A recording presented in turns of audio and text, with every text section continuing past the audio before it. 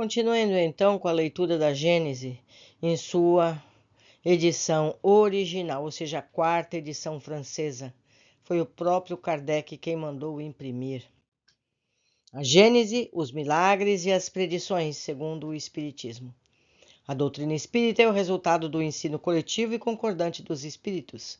A ciência é chamada a constituir a Gênese segundo as leis da natureza, não segundo os dogmas religiosos. Deus prova sua grandeza e seu poder pela imutabilidade de suas leis e não por sua suspensão. Para Deus, o passado e o futuro são o presente. Allan Kardec. Raça adâmica. Item 36.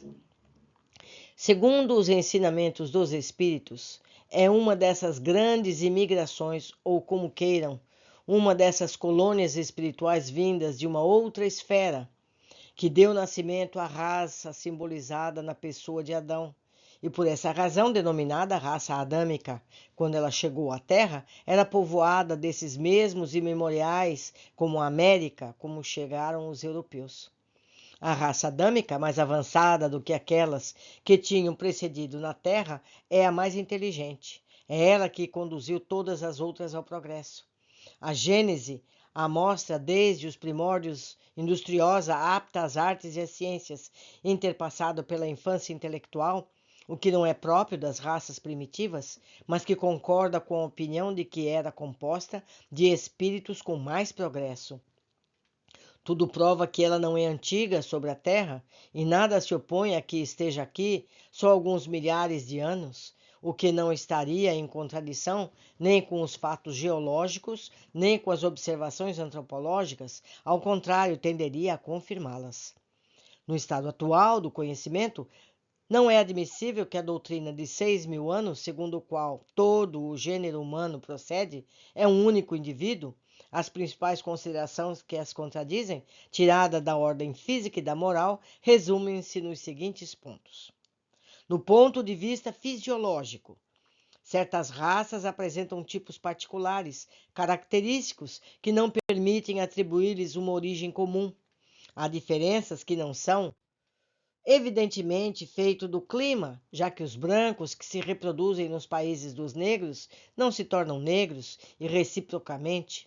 O ardor do sol queima e bronzeia a pele, mas jamais transformou um branco em negro, achatando o nariz, trocando a forma dos traços da fisionomia, nem tornou encrespado o lanoso dos cabelos longos e sedosos. Sabe-se atualmente que a cor do negro provém de um tecido particular, subcutâneo, inerente à espécie.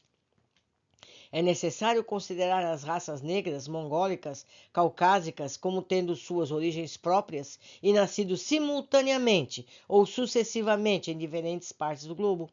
Seu cruzamento produziu raças mistas secundárias. Os caracteres fisiológicos das raças primitivas são um indicativo evidente de que elas provêm de tipos especiais. As mesmas considerações existem para o ser humano e para os animais, quanto à pluralidade dos troncos. Aqui temos uma nota de número 136. Esse parágrafo, Allan Kardec transcreve a teoria poligenista do surgimento das raças vigentes na biologia do século XIX. O alemão Karl Voigt, nascido em 1817 e morreu em 1895, por exemplo, justificava observando a existência de 3 estirpes diferentes de macacos, chimpanzé, gorila e orangotango, as quais teriam gerado 3 raças humanas diferentes. Nota do editor. E faço eu, aqui a leitora, uma outra observação. No século XIX, ninguém sabia nada sobre DNA. Hoje a gente faz o exame de DNA, a gente sabe exatamente a origem do nosso corpo físico, certo? De que países a gente, de que raças, de que grupos étnicos a gente deriva. Eu fiz e é fantástico, vale a pena. Continuando, item 39. Adão e seus descendentes são representados na Gênese como homens essencialmente inteligentes, porque desde a sua segunda geração construíram cidades, cultivaram a terra, trabalharam os metais. Seus progressos nas artes e nas ciências foram rápidos e constantemente sustentados. Não se conceberia, pois, que esse tronco tenha tido como descendentes, povos numerosos e tão atrasados de uma inteligência tão rudimentar, que beiram ainda em nossos dias a animalidade, que teriam perdido todos os traços e até a menor lembrança tradicional do que faziam seus pais. Uma diferença tão radical nas aptidões intelectuais e no desenvolvimento moral atesta com evidência essa diferença de origem. E eu vou ainda ir mais além. Quando a gente lê nas próprias escrituras dogmáticas, lá está. Se Eva teve 2 filhos homens, como ela pôde gerar toda a humanidade? E quando Caim matou Abel, ele fugiu para a cidade. E nos seus poucos anos de vida, digamos que 30, já existiam cidades. Então é impossível que apenas Adão e Eva tivessem produzido toda a raça da terra, não é? Mas vamos continuar. Item 40. Independentemente dos fatos geológicos, a prova da existência do ser humano sobre a Terra antes da época fixada pela Gênese é tirada da população do globo.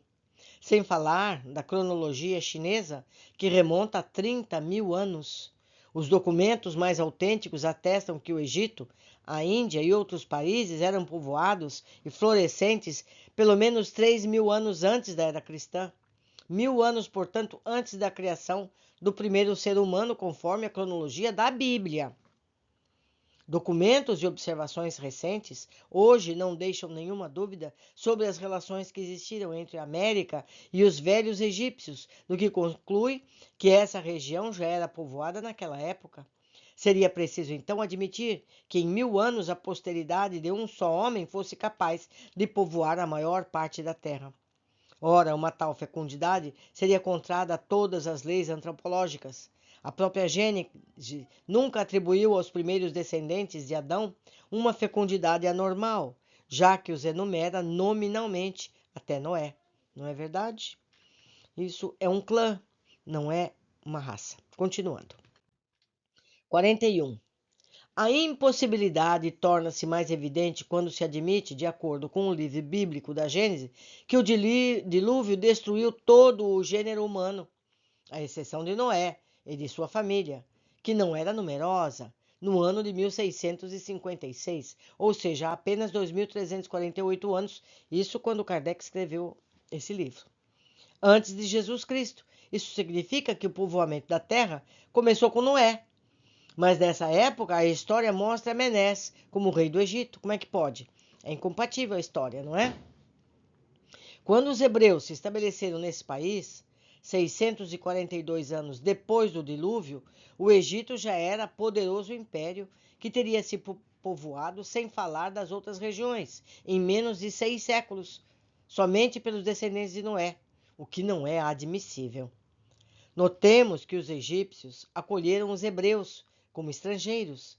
Seria espantoso que tivesse perdido a lembrança de uma origem comum tão próxima, ao mesmo tempo que conservam religiosamente os monumentos de sua história.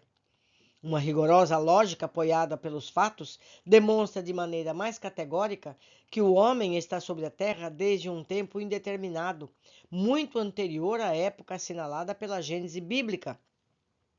Do mesmo modo, a diversidade dos troncos primitivos, porque demonstrar a impossibilidade de uma proposição é demonstrar a proposição contrária. Se a geologia descobre sinais autênticos da presença do ser humano na Terra antes do grande período diluviano, a demonstração é ainda mais absoluta. Doutrina dos anjos decaídos e do paraíso perdido.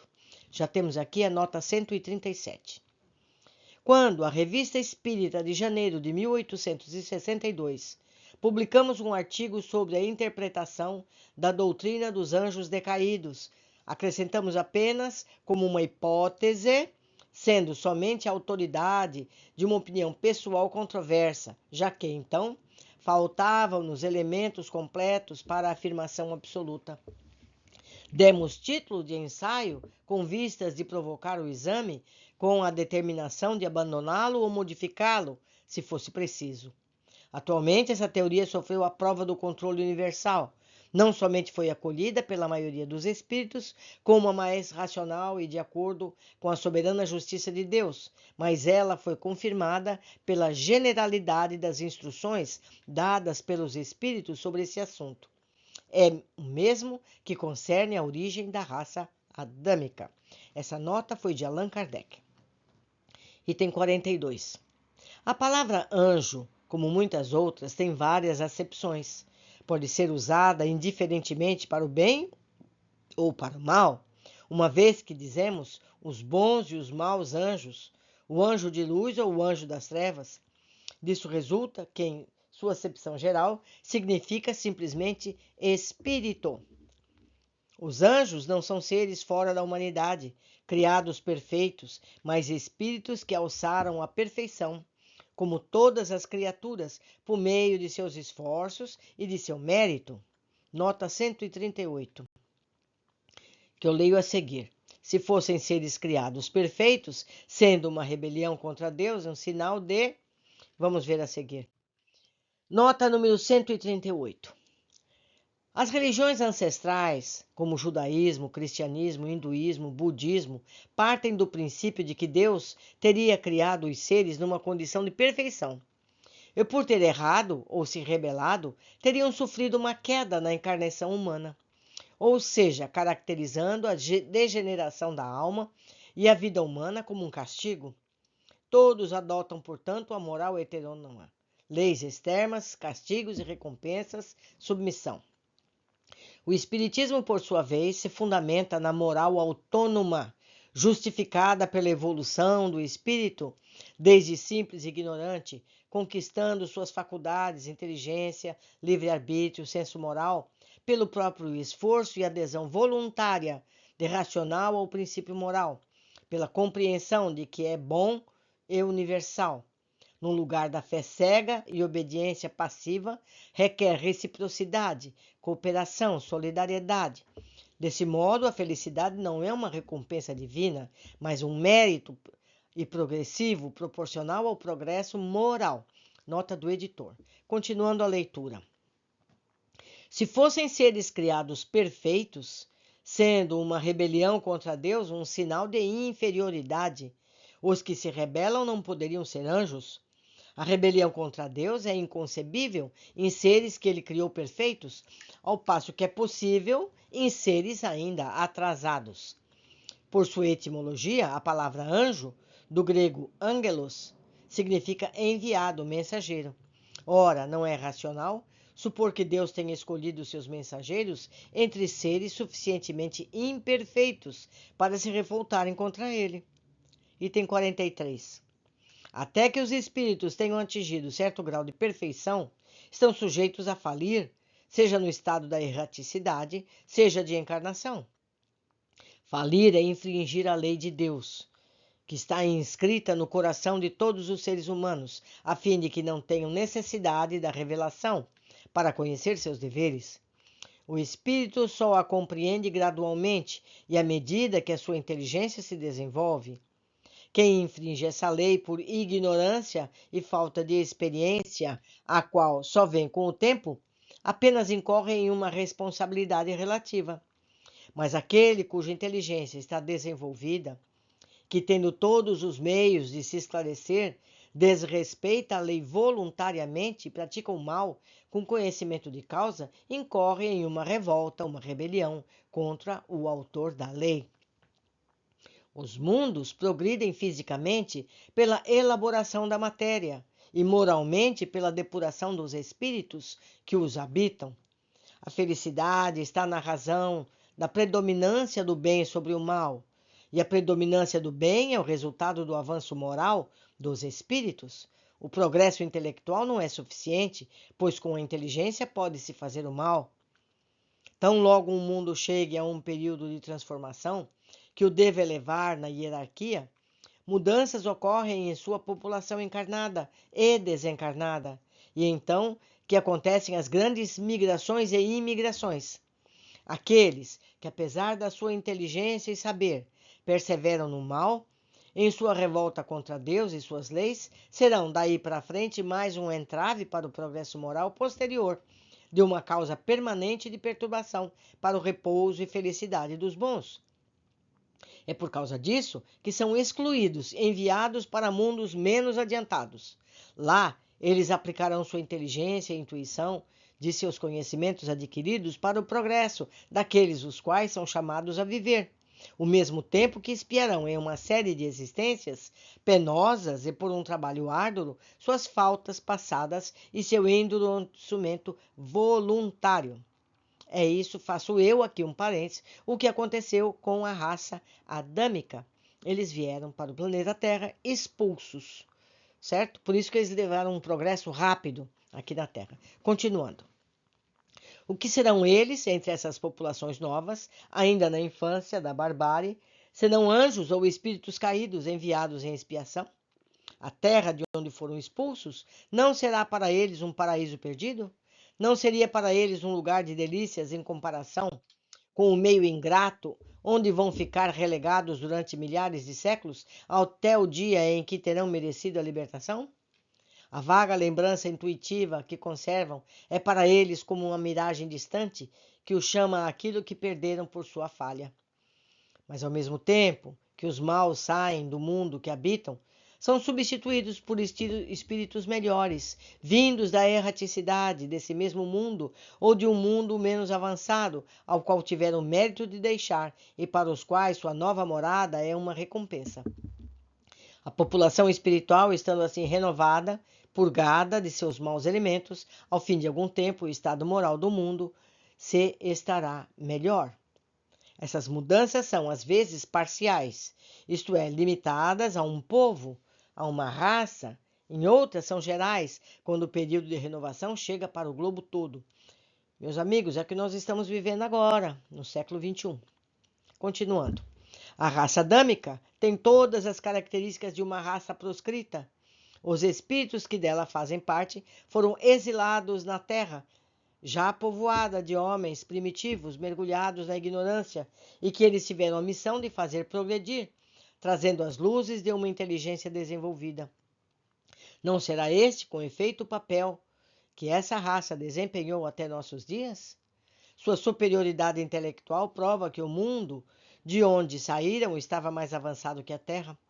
Mas esse mundo, devendo entrar em uma nova fase de progresso, esses espíritos, ante sua obstinação, não querendo colocar-se à altura, foram deslocados, tornando-se um entrave à marcha providencial das coisas. Eis porque foram excluídos ao passar de outros merecerem substituí-los. Ao relegar aquela raça sobre a terra, de labor e de sofrimentos, Deus teve razão de lhes dizer: dela tirarás o teu alimento com o suor do teu rosto. Em sua bondade, prometeu que lhes enviaria o Salvador. Isso é, aquele que deveria esclarecê-la a respeito da rota a seguir para sair desse lugar de miséria, desse inferno, e encontrar a felicidade dos eleitos. Enviou-lhes esse Salvador na figura do Cristo, que ensinou a lei de amor e de caridade, desconhecida por eles, e que deveria ser a verdadeira âncora de salvação. O Cristo não só ensinou a lei, mas deu o exemplo prático dela por sua mansuetude, sua humildade, sua paciência ao sofrer, sem murmúrios, os tratamentos mais ignominiosos e as maiores dores. Para que uma tal missão fosse cumprida sem desvios, era preciso um espírito acima das fraquezas humanas. É igualmente com vistas a fazer a humanidade avançar num sentido determinado que os espíritos superiores, sem ter as qualidades do Cristo, encarnam em tempos sobre a terra, para cumprir missões especiais que também são proveitosas para o seu adiantamento pessoal, se as cumprirem de acordo com os desígnios do Criador. Sem a reencarnação, a missão do Cristo seria um contrassenso, tal como a promessa feita por Deus.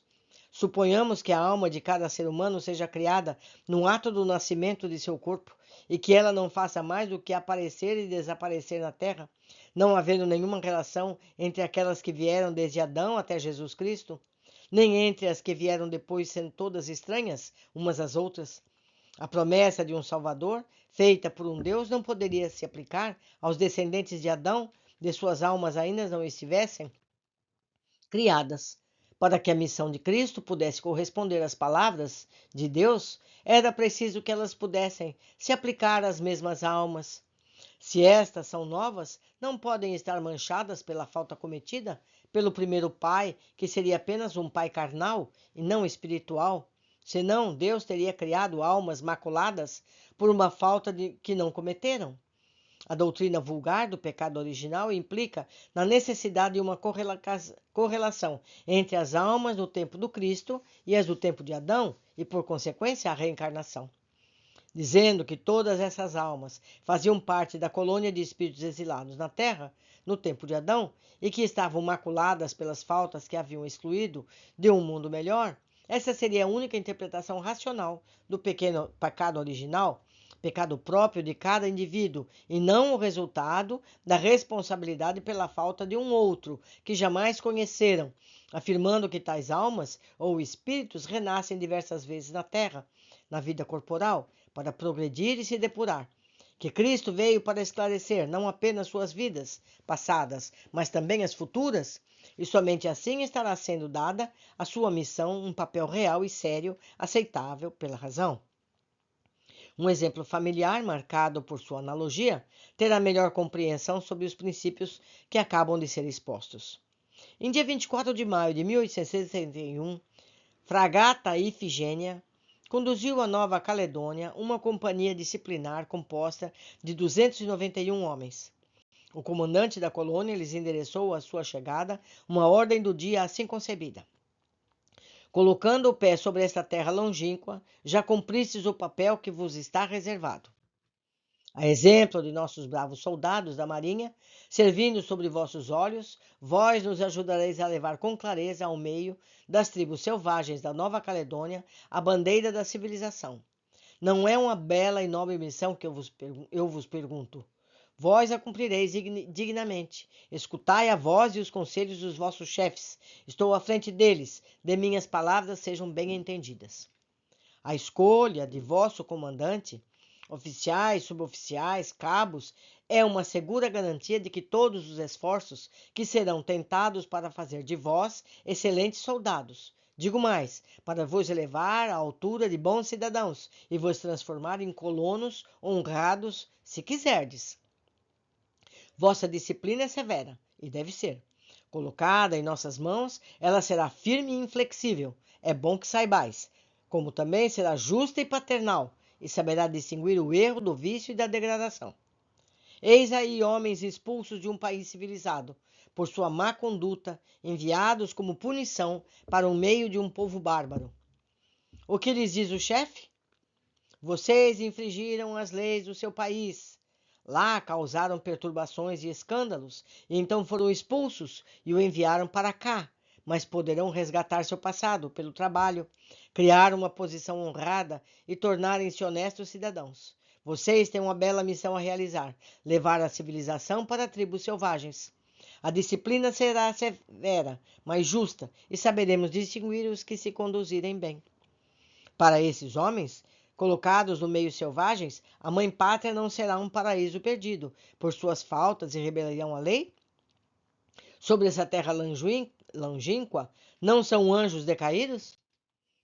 A linguagem do chefe não é que Deus utilizou para falar aos espíritos exilados sobre a terra?